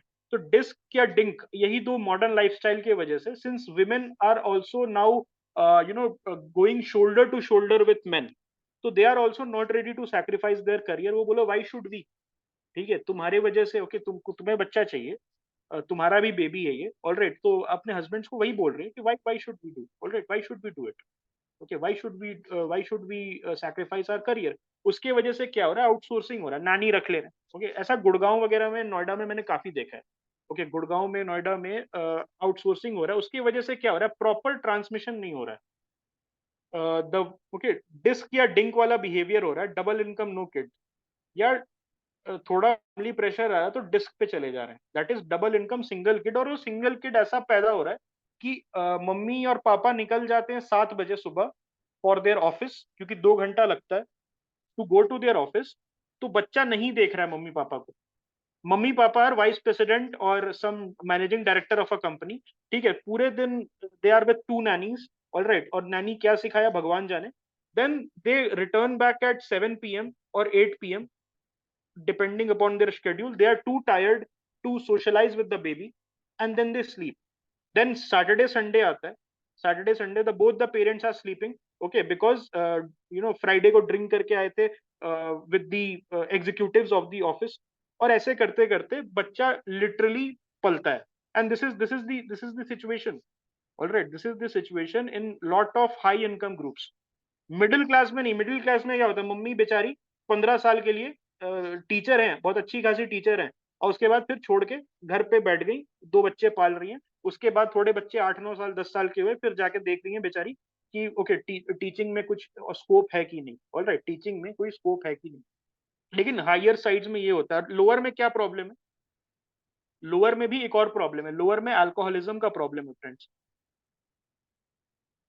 वहां पर अल्कोहलिज्म इतना क्रोनिक है, I can not tell you how chronic alcoholism is in the lower income groups. Okay, मतलब हर मेड पिटती है, अगर कोई मेड नहीं पिटती है तो टेल हर, अगर आपकी मेड नहीं पिटती है तो टेल हर हाउ लगती है। हमारे यहाँ काम करके गई हैं 4-5 maid in the past 5-6 years, और सब, no exception, all of them used to get beaten black and blue by their husbands. तो वहां पर क्या होता है, अल्कोहलिक फादर, तो बच्चा क्या सीख रहा है, ओके, बच्चा मम्मी क्या दिन भर काम पे है बेचारी, ऑलराइट, 10 घर काम कर रही हैं ताकि ये अल्कोहलिक फादर पैसा छीन लेते हैं। और तो उसमें भी क्या होता है, आउटसोर्सिंग है, बच्चा कहीं कहीं पल रहा है, पता ही नहीं है बच्चा कहाँ पल रहा है उनका। लोअर क्लास में, हायर क्लास में क्या है, बच्चा नैनी से पल रहा है, और लोअर क्लास में क्या है, बच्चा कहीं भी पल रहा है, रोड पे पल रहा है, कहीं भी चला जा रहा है, स्मैक पी रहा है, कुछ कर रहा है, ठीक है। तो आउटसोर्सिंग हो रहा है ऑफ पेरेंटल केयर। तो वो प्रॉपर वैल्यू सिस्टम का ट्रांसमिशन नहीं हो रहा है फ्रेंड्स, प्रॉपर वैल्यू सिस्टम का ट्रांसमिशन नहीं हो रहा, और एक बार फैमिली वाला लिंक टूट गया तो कोई उसको ठीक नहीं कर सकता है। ओके, कोई उसको ठीक नहीं कर सकता है। Then usage of harsh means in some household which attacks self confidence. I think कल ही एक वीडियो आया था जिसमें एक बच्ची थी छोटी सी, वो बोल रही थी, देखो फ्रेंड्स आज मैंने 4 पूड़ी खा रही हूँ मैं, एक थप्पड़ मारा उसको उसकी मम्मी ने। सो एक्चुअली में when you use harsh means, तो आप क्या करते हो, आप सेल्फ कॉन्फिडेंस पे अटैक करते हो। बच्चा सेल्फ कॉन्फिडेंस नहीं होता, बच्चा डब्बू हो जाता है, बच्चा डरपोक हो जाता है, बच्चा अपने लिए स्टैंड अप नहीं कर सकता। When he go out he will have a very weak moral code of conduct. And actually में ऐसे बच्चे जिनका weak moral code of conduct होता है, they become criminals, they actually become criminals because उनका moral code of conduct solid नहीं होता है। तो कोई भी ऐरा गैरा आके उनको दे कैन मूव अस्ट्रे, कि भाई तू ऐसे कर ले, तो उनको तो भाई मोरल कोड ऑफ कंडक्ट तो सही नहीं है उनका, बिकॉज पर्सनैलिटी ही नहीं बनी ना। पर्सनैलिटी नहीं बनी तो फिर क्या हुआ, सेल्फ कॉन्फिडेंस खत्म। ओके, तो ये चीज दो इशू है, पोटेंशियल इश्यूज है। 10 मार्कर क्वेश्चन में जरूर आ सकता है ये, तो ये आप लिख सकते हो। आई थिंक अब बहुत अच्छा आप कंटेंट आप लिख सकते हो। देन अब हम आ जाते हैं सेकंड पिलर में, that is role of society. Family के बाद जो सेकंड मोस्ट इंपॉर्टेंट है वो सोसाइटी है। अब सोसाइटी मल्टी लेवल पे होती है, कॉलोनी कॉलोनी के लोग भी आपके सोसाइटी में आ जाते हैं, जो आपके कॉलोनी वाले होते हैं, uncle aunty. Okay, then city के लोग, देन स्टेट के लोग, देन कंट्री के लोग, और ह्यूमन सोसाइटी फिर ग्लोबल। और ये जो लाइंस है ब्लर हो गई है। बहुत ध्यान से सुनना what I am going to tell you, और you will agree to this. Because of internet, because of internet ये जो डिस्टिंक्शन है, हायरार्की है सोसाइटी की, वो ब्लर हो गई है। अब फर्क नहीं पड़ता कि ग्लोबल है कि कॉलोनी है। पहले क्या होता था, 15 years back, 20 years back internet नहीं होता था, या इंटरनेट बहुत एक्सपेंसिव होता था, तो हमारा वर्ल्ड व्यू कॉलोनी तक सीमित था। अगर कुछ सपोज अमेरिका में कुछ हो रहा है, अमेरिका में कुछ बड़ा हो गया, तो हमें नेक्स्ट डे दैनिक जागरण सुबह जब आता था तो उसमें पता चलता था, वो भी पूरा नहीं पढ़ते थे, ऊपर ऊपर से पढ़ते थे, अमेरिका में इतने लोगों की हुई मौत, अमेरिका में शूटिंग के कारण इतने लोगों की जान गई, या अमेरिका में ऐसा कुछ हो गया। अब क्या है, तुरंत 2 सेकंड में अमेरिकन को पहले नहीं पता चलता, इंडियंस को पता चल जाता है ट्विटर से। ऐसा होता है, तो ब्लर हो गई है ये लाइंस। तो अब सोसाइटी का रोल और प्रोमिनेंट हो गया। पहले सोसाइटी का रोल उतना नहीं था, सोसाइटी का रोल रोल लोकलाइज था, कॉलोनी तक सीमित थे। ओके, आप you were limited to the colony, कि भाई ये 4 अपार्टमेंट छोड़ के क्या हो रहा है मुझे पता ही नहीं है। किसी ने 10 दिन बाद बता दिया कि भाई पता है वो 5वें अपार्टमेंट में ना मर्डर हो गया था, बोला अच्छा ऐसा हुआ था, फिर ठीक है चल खेलते हैं, भाड़ में जाए। अब क्या है, हर चीज पता चल रही है। The lines have literally gotten blur, और उसके वजह से सोसाइटी का रोल और प्रोमिनेंट हो गया, एंड इट हैज मोर और less come at par with the family. Okay, it has come at par with the family, yes. So ethics are a set of standard acceptable to society. अब यहाँ देखो ethics क्या है, acceptable to society, तो role of society important है ना, society बताएगी आप। एथिक्स कौन डिक्टेट करता है, आपका इंटरनल कॉन्शियस डिक्टेट नहीं करता है। एथिक्स आपका इंटरनल कॉन्शियस नहीं, the society through it's collective experience is dictating society those ethical standards. Okay, therefore it's the society which serves as a main pillar, okay, where ethical values mold their shapes। okay, ठीक है। Changes in society due to industrialisation. अब pre industrialisation और post industrialisation दो चीजें important है। तो उस changes की वजह से एथिकल कोड ऑफ कंडक्ट पे भी एक बड़ा चेंज देखने को मिला। तो पोस्ट इंडस्ट्रियलाइजेशन सोसाइटी में क्या हुआ, न्यूक्लियर फैमिलीज बनी। ओके, बिकॉज ज्वाइंट फैमिली का कंसेप्ट क्या था, joint family was actually an economical concept. जितने हाथ उतना काम। बिफोर इंडस्ट्रियलाइजेशन क्या था, जितने हाथ रहेंगे उतना फार्म लेबर्स रहेगा। आपकी मम्मी, चाची, बुआ, ताई, ये सारे एक साथ क्यों रहते थे, एक साथ क्यों रहते थे? The reason was all these people they used to live together, कि लेबर, ओके, लेबर की उस समय जरूरत थी, because everything was labour intensive, everything was labour intensive. लेकिन इंडस्ट्रियलाइजेशन के बाद क्या हुआ, लेबर सब्सटीट्यूशन स्टार्ट हो गया, कि भाई उतनी लेबर की जरूरत नहीं है, एफिशिएंसी भी बढ़ गई, प्रोडक्शन भी बढ़ गया, और उसके वजह से वो आपको अब बुआ, ताई, चाची के साथ रहने की जरूरत नहीं है, आपको रहने की जरूरत नहीं थी। ठीक है। हाँ, कपड़े के लिए वॉशिंग मशीन नहीं, सबसे बड़ा एग्जाम्पल पता है, मिक्सर ग्राइंडर है। आपको पता है ये टेक्निकली जो हाउस वाइफ का कंसेप्ट है, हाउस वाइफ का concept is a 1950s American concept. आपकी दादी परदादी हाउसवाइफ नहीं थी, आपकी परदादी हाउसवाइफ नहीं थी, आपकी वो काम करती थी, she was a unit of economics, unit of labour थी वो। मसाले पीसने में 5-5 दिन लग जाते थे, महीने भर का मसाला पीसने में 3 से 5 दिन लग जाते थे, महीने भर का वो चक्की चक्की पीसने में। उस समय तो वो नहीं आता था ना आपके पास, वो इंडिया गेट बासमती राइस ये वगैरह नहीं आता था, वो थ्रैश करना पड़ता था घर पे। ऑलराइट, वो आता था आटा चक्की से नहीं आता था आपके यहाँ, शरबती मध्य प्रदेश वाला नहीं आता था आपको। आपकी मम्मी या दादी जो भी हो वो घर पे करती थी, नॉट मम्मी बट दादी, ठीक है। तो she was a unit of labour. But 1950s में क्या हुआ कि vacuum cleaner, washing machine, mixer grinder, all of these things came, and 1950s में हाउसवाइफ का, प्रॉपर हाउसवाइफ का जो घर पे बैठती थी, उनका कंसेप्ट आया, उनका कंसेप्ट आया। ओके, सो उसके बाद क्या हुआ, nuclear families. Okay, nuclear families focus more on business and profit. यहाँ पर क्या, बिजनेस एंड प्रॉफिट पे ज्यादा फोकस हो गया। Focus on momentary pleasure rather than long term pleasure. अब क्या है, तुरंत तुरंत हमें चाहिए। ओके, इंस्टेंट ग्रेटिफिकेशन चाहिए। आफ्टर इंडस्ट्रियलाइजेशन मूवी देखनी है, पहले क्या होता था दैट गांव में कभी कोई प्ले वाला आ गया। ओके, आपके जो एंसेस्टर्स थे उनका क्या था, गांव में कभी, मतलब 5 साल 6 साल में कोई प्ले वाला आ गया, बंदर लेके, मदारी आ गया बंदर लेके, उसी से इंटरटेनमेंट हो रहा है। आप लेकिन क्या है, एक दिन के 3-3 मूवीज देख रहे हो। आपका क्या है, 3-3 मूवीज देख रहे हो तो क्या है, अब आप मोमेंट्री प्लेजर कि नेक्स्ट प्लेजर मैं कहाँ से हाई हूँ, आपका डोपामीन जो लेवल है आपके एंसेस्टर्स का, suppose this is a graph, आपके एंसेस्टर का बेसलाइन ये था, इसके ऊपर जाते हैं ना तो मतलब पागल हो जाते हैं, और आपका बेसलाइन कहाँ है, यहाँ पर है। मतलब आपको कॉन्स्टेंटली इसको टच कराना है अपने डोपामीन को। आपके एंसेस्टर का इतना में हो जाता था, and then they used to go back to their work, और आपको क्या है तुरंत इतना, मुझे बार बार इसको टैग कराना है, ठीक है, टच कराना है, ठीक है, उसमें ट्विटर पे हरकतें कर रहे हैं, ऑल राइट, एक दूसरे को गाली दे रहे हैं, क्यों भाई, लाइक्स मिलेंगी तो अच्छा लगेगा, okay. Yes, very correct, weakening of interpersonal relationship is a good, ये न्यूक्लियर फैमिलीज का वही हुआ ना, weakening of, okay, weakening of interpersonal relationship is actually this. Yes, पहले क्या होता था, you know, I don't know who my neighbor is. Okay, I know my neighbor because I live in a government quarter. तो since they are the colleagues of my parents, तो मुझे पता है, इसलिए पता है। बट एक्चुअली मैं last Noida में जब मैं रहता था, मुझे नहीं पता मेरे बगल में कौन रहता है, मेरे सामने में कौन रहता है। लेकिन 10 years back, 15 years back, when there was no internet, okay, when there was no this thing, I knew कि सामने में कौन अंकल रहते थे, नीचे में कौन अंकल रहते थे, and we used to have a very good relationship। वो अंकल अभी तक, मतलब अभी भी शादी में बुलाते हैं, मेरे 15 साल पुराने अपार्टमेंट के अंकल लोग, अभी भी शादी, उनकी बच्चे की शादी होती है तो हमें इनविटेशन आता है। लेकिन लास्ट अपार्टमेंट, ओके, 2020 तक जब मैं जहाँ रहता था, वहां पर मुझे नहीं पता कि मेरे सामने कौन रहता है, and that is because of hyper industrialisation. Internet industrialisation का एक सिम्टम इंटरनेट है, और इंटरनेट की वजह से हमें अब, देखो मैं पहले क्या था, दैट यू वर फोर्स्ड, आपको, अगर आपको सोशलाइज करना है, socialisation is a necessity of a man, अगर आपको सोशलाइजेशन करना है तो आपको अपने ही किन एंड किथ में या अपने अपार्टमेंट के लोगों में करना है।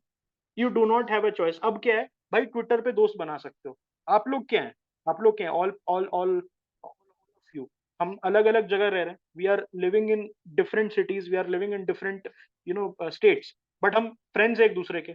लेकिन पहले क्या था, आपको कुछ भी कर लो, आपको नीचे वाले मोनू के साथ या सामने वाले ढोलू के साथ या बगल वाले गोलू के साथ ही दोस्ती करनी है, वो कितना भी गधा हो, उसके साथ ही दोस्ती करनी है, आपके पास ऑप्शन नहीं था।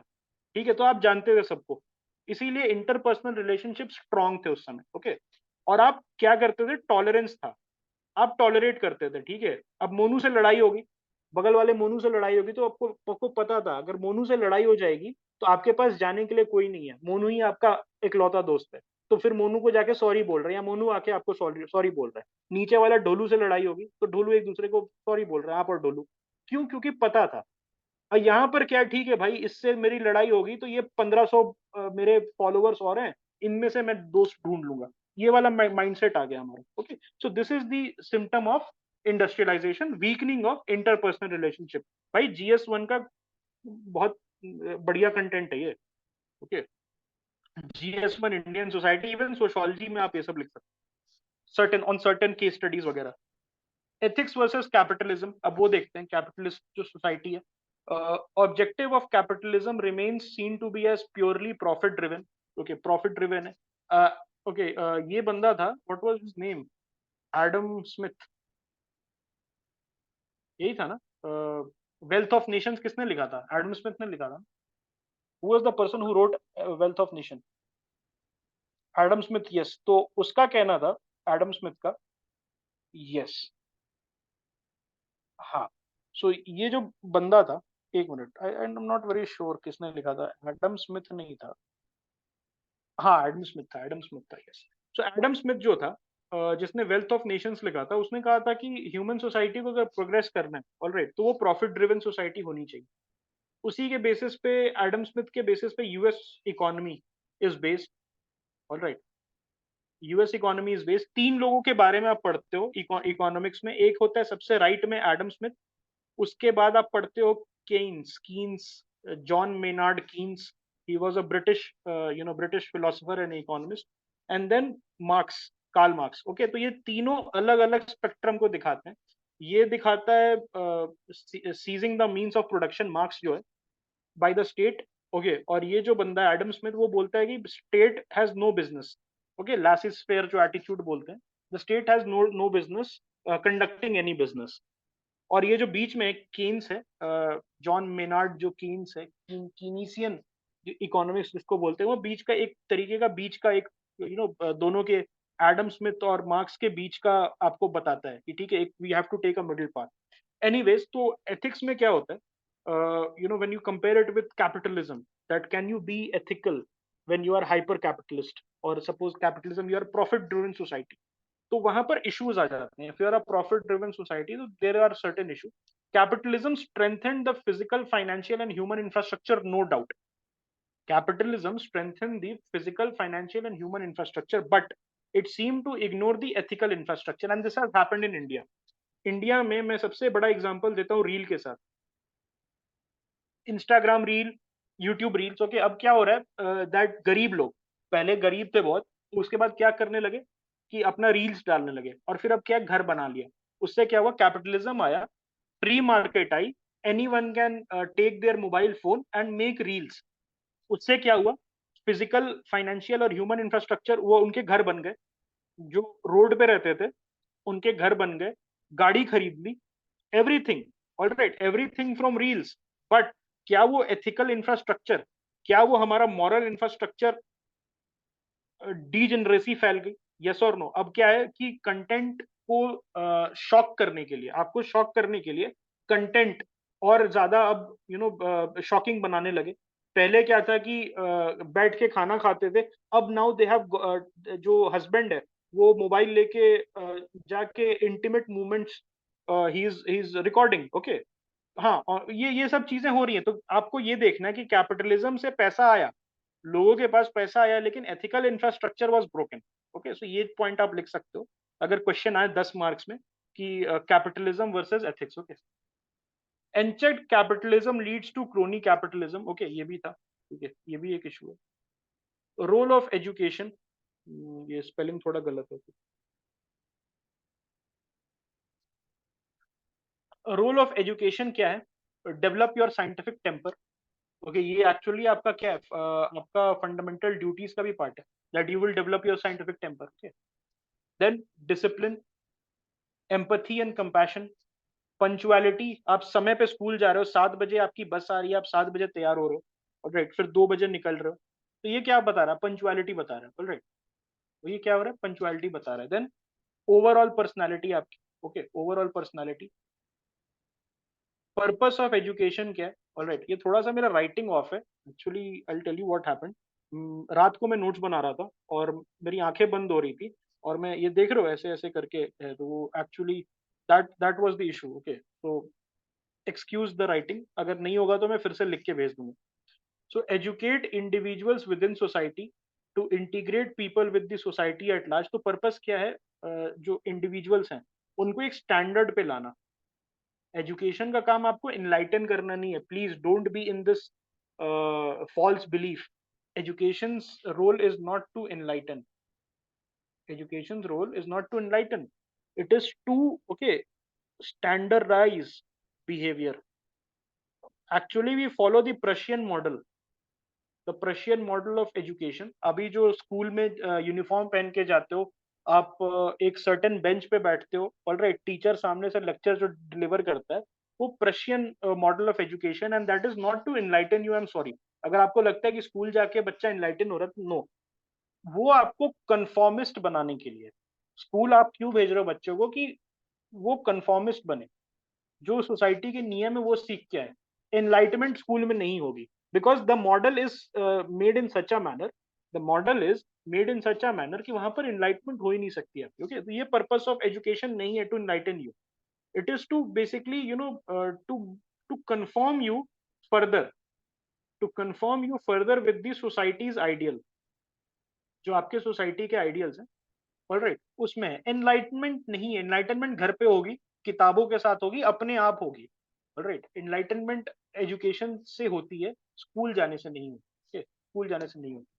To integrate people with the society at large and teach them values of harmonious living. Okay, alright, harmonious living and intelligence plus character is equal to value education. Okay, आपका इंटेलिजेंस जब आपके character के साथ मिलेगा, तब जाके आपको value education मिलेगा। तो intelligence building, IQ building and character building are the two components of a good education, of a value education.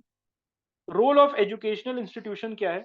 Teaching new generation, development of positive sense of ethnic, okay, ethnic identity, broaden horizon by allowing pupils to develop connection with people from diverse background. All right, yes, ये बहुत important है। आप जब जाते हो तो आप सभी आप यूनिफॉर्म क्यों पहनते हो? व्हाट इज द रीजन आप यूनिफॉर्म पहनते हो? यूनिफॉर्म का मतलब क्या होता है? यूनिफॉर्म, यूनिफॉर्म, आपको यूनिफॉर्म करना। आप यूनिफॉर्म पहनते हो तो पता नहीं चलता कौन अमीर है कौन गरीब है, एक ही बैग लेके आ जाते हो सारे। ऑलराइट, कई कई स्कूल में, मेरे स्कूल में एक बैग था, एक वॉच थी, वो स्कूल का वॉच आता था, वही पहन के आ सकते हो। सेम वो शूज आती थी, वही पहन के आप जा सकते हो, ओके। और ये सब पहन के जा सकते हो, क्यों? ताकि डिस्क्रिमिनेशन ना हो। जहां पर हायरार्की होगी, जहां पर हायरार्की होगी वहां पर पढ़ाई नहीं होगी। अगर आपको दिमाग में आपके यही है कि यार वो सामने वाले बंदे ने तो आज नाइकी हाइपर वेनम पहना हुआ है और मैंने बाटा के शूज पहने हुए हैं, तो पढ़ाई कैसे करोगे? लेकिन आपको पता है सामने वाला भी यही पहना हुआ है, मैं भी यही पहना हुआ, तो दिमाग में कुछ नहीं चल रहा है। मस्त, आगे। ऑलराइट, आप पढ़ाई कर लो। ऑलराइट, हाँ, enforce the belief of egalitarianism. और दूसरी चीज है, जब आप स्कूल जाते हो तो हर तरीके के लड़कों से बात करते हो, अच्छे बुरे, अमीर गरीब। ऑलराइट, आपसे अच्छे, मतलब आप, देयर आर सम पीपल जिनसे आपने सीखा होगा। आपका मोरल कोड ऑफ कंडक्ट जो आज है 22, 23, 24 साल की उम्र में है, that has been influenced by some और the other people you met in school, की नहीं यार ये बच्चा अच्छा कर रहा है, तो ये बंदा, ये मेरा दोस्त है, और इस ठीक है, इसने मना किया, सिगरेट सब पी रहे थे, मैं भी पी रहा था, और इस बंदे ने बोला नहीं नहीं पीना चाहिए। ऑलराइट, और he gave out the reasons कि ऐसे है, आप पेरेंट्स को चीट कर रहे हो, that day you also quit. आप उससे हो रहे हो, तो आप डाइवर्स बैकग्राउंड के लोगों से बात करो, डाइवर्स बैकग्राउंड के लोगों से बात करो, और ये इससे आपका कैरेक्टर डेवलपमेंट हो रहा है। ओके, कैरेक्टर डेवलपमेंट हो रहा है। हाँ, वो नेगेटिव साइड है। Peer pressure is a negative side to education and going to school. Problem क्या क्या है in today's education system? Only knowledge based education is imparted, no value is imparted. सिर्फ जाके वहां पर आईआईटी कैसे निकालना है, ओके, आईआईटी कैसे निकालना है, नीट कैसे निकालना है, ओके, एग्जाम में सीबीएसई में टॉप कैसे करना है, ये सब बताया जाता है। एक्चुअली में ये प्रॉब्लम है। पहले के समय में, in the early days, 1930s की मैं बात कर रहा हूँ, when your grandfathers used to go to school, उस समय they used to have a philosophy lecture. वहां पर ऐसा नहीं होता था कि सर को 50 मिनट मिले हैं और 50 मिनट में एनसीईआरटी की 50 पन्ने कराने हैं। वहां पर the teacher was the God, और टीचर को जो मन करता था वो बोलता था। 1 घंटे अगर उसको जीसस के बारे में बताना है, पहले तो वो ब्रिटिशर्स कंट्रोल था, तो जीसस वगैरह के बारे में ज्यादा बताते थे, तो जीसस के बारे में बताना, बिब्लिकल 1 घंटा ओल्ड टेस्टामेंट के बारे में, न्यू टेस्टामेंट के बारे में बता रहे हैं। वो ऐसा नहीं है, तो वैल्यू बेस्ड एजुकेशन ज्यादा था उस समय। ठीक है? 1 घंटे किसी कॉपरनिकस, या 1 घंटे गैलीलियो के बारे में बता रहे हैं। तो वैल्यू बेस्ड सिस्टम पहले था, वैल्यू बेस्ड एजुकेशन सिस्टम पहले था। उस समय teacher had the liberty, teacher were apt, the teacher were apt. उस समय टीचर होना बहुत बड़ी बात होती थी। ब्रिटिशर्स होते थे, ओके, ब्रिटेन से जनरली आते थे टीचर्स, एंड उस समय दे वर हाईली एजुकेटेड, और वो वैल्यू एजुकेशन देते थे। आज के समय में आप जाके देख लो टीचर का जो सिचुएशन है गांव वगैरह में, सुसाइड करने का मन करेगा। Okay, I send you some videos, मेरे मेरे होम डिस्ट्रिक्ट से है। There was this online education, okay, online education का स्कीम था during Covid. So I got very excited that I will मेरे डिस्ट्रिक्ट में ऐसा हो रहा है। ऑलराइट, जब मैंने वीडियो देखा तो लिटरली मन किया पंखे से लटक जाऊं। इतना, मतलब वो, the guy was reading from the book, अपना वीडियो शूट कर रहा था रीडिंग करते हुए बुक से। तो आप देख लो कि कितना नीचे चला गया है। That is one of the problem. Teacher की क्वालिटी घट गई है, teacher are not imparting. Teacher भी तो यार घूस दे के आया है, 50 लाख रुपए घूस दे के आया है, कि 60,000 रुपए की नौकरी जिंदगी भर खाएगा। तो टीचर क्या सिखाएगा? वैल्यू सिस्टम क्या सिखाएगा टीचर? टीचर का वैल्यू सिस्टम खुद करप्ट है। ऑलराइट, तो ये इशू है। too much focus on clearing random competitive exams, rather it should focus on value based education। तो ये भी एक इशू है। आईआईटी, जेई, नीट, ओके, कैसे भी निकाल लो, वो फर्क नहीं पड़ता कैसा इंसान बन रहे हो। ये क्वेश्चन आया था, डायरेक्ट क्वेश्चन है 10 मार्क्स का, तो आई थॉट कि इसको इंक्लूड कर लूं। 10 मार्क्स का क्वेश्चन था, 2015 का है ये। गांधी जी के 7 सिंस पूछे गए थे। This is a very specific question, अगर आता है तो लिख सकते हो, नहीं आता तो नहीं लिख सकते हो। तो इसीलिए 7 सिंस क्या क्या है? वेल्थ विदाउट वर्क, आप अपने वर्क के बिना वेल्थ अक्यूमुलेट कर रहे हो। प्लेजर विदाउट कॉन्शियंस, आप प्लेजर ले रहे हो फ्रॉम डिफरेंट सोर्सेज, लेकिन कॉन्शियंस नहीं है कि क्यों प्लेजर ले रहे हो, कौन से सोर्स से प्लेजर ले रहे हो। साइंस विदाउट ह्यूमैनिटी, आप जो साइंस का एक्सपेरिमेंट्स कर रहे हो या साइंस का डिस्कवरीज कर रहे हो, उसमें ह्यूमैनिटी के बेनिफिट का एंगल नहीं है। नॉलेज विदाउट कैरेक्टर, आप नॉलेज तो ले रहे हो बहुत, लेकिन नॉलेज का गलत इस्तेमाल कर रहे हो। क्या कर रहे हो? नॉलेज का गलत इस्तेमाल कर रहे हो। पॉलिटिक्स विदाउट प्रिंसिपल, आप जो पॉलिटिक्स कर रहे हो कोई प्रिंसिपल नहीं है। आज सीपीआईएम में हो, कम्युनिस्ट पार्टी में, कल बीजेपी में हो, कोई सेंस बनता है इसका? कोई सेंस बनता है इसका? आप एक सुपर लेफ्टिस्ट पार्टी से आप एक सेंटर राइट पार्टी में कैसे चले गए? You have no principle. अगर एक दिन आप सीपीआईएम में हो और दूसरे दिन आप सपोज बीजेपी में चले गए, या बीजेपी से सीपीआईएम में चले गए, बीजेपी से तृणमूल में चले गए, कैसे हो सकता है? पॉसिबल कैसे? आइडियोलॉजी ही मैच नहीं करती है। ऑलराइट, आइडियोलॉजी ही मैच नहीं करती। तो politics without principle is the dharma of our current politicians. Okay, our current politician का धर्मा हो गया। पहले क्या होता था कि कम्युनिस्ट पार्टी के कैडर्स होते थे या बीजेपी के कैडर होते थे या इस टाइप के कैडर्स होते थे, किसी कांग्रेस के कैडर हुए, तो भाई वो कितने भी इलेक्शन हार जाएं, वो पार्टी के साथ स्टिक रहते थे। ओके, मतलब मरते दम तक। वो बोलते थे ना, dyed in the wool, dyed in the wool कांग्रेसी, डाइड इन द वुल भाजपाइट, dyed in the wool communist. मतलब क्या होता है dyed in the wool wood का? डाइड इन द वुल का मतलब क्या होता है? मतलब मरते दम तक। ओके, एकदम स्टॉन्च, स्टॉन्च कांग्रेसी, स्टॉन्च कम्युनिस्ट, स्टॉन्च भाजपाई, स्टॉन्च जनता पार्टी वाला।